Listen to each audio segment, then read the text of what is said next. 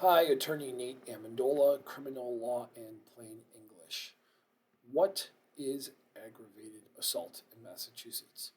In order to understand this, you must understand the difference between assault and battery.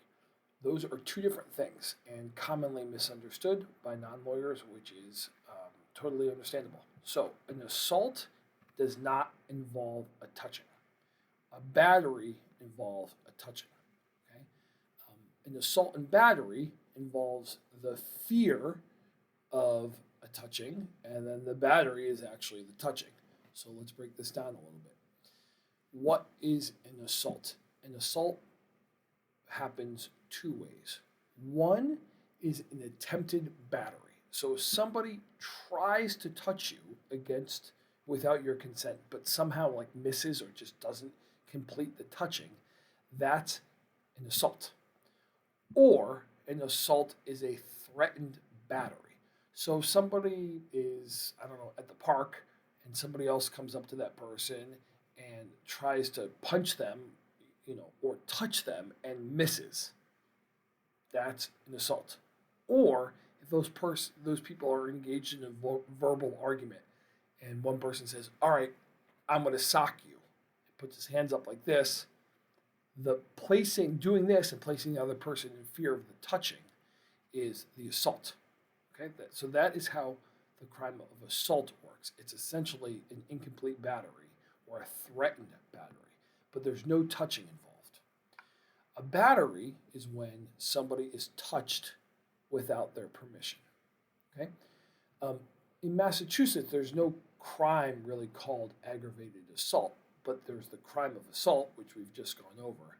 And then there's these sort of crimes that are assault plus an aggravating factor.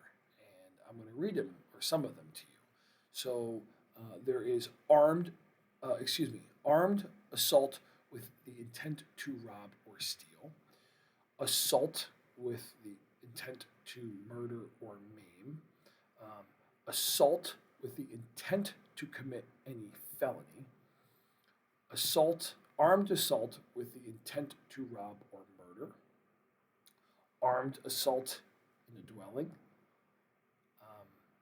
assault against a person with a restraining order, or subsequent assault against an intimate partner, assault with intent to rape, attempted indecent assault and battery, assault with a dangerous weapon, assault with a hypodermic needle or a syringe, or attempted assault and battery by discharging a gun.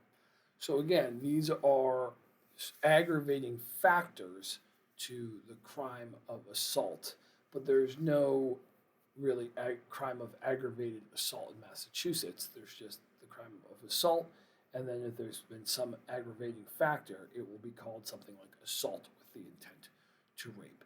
Um, Simple assault in Massachusetts is a misdemeanor, but when you add one of these aggravating factors that I've listed, it becomes assault with something else, and it is a felony.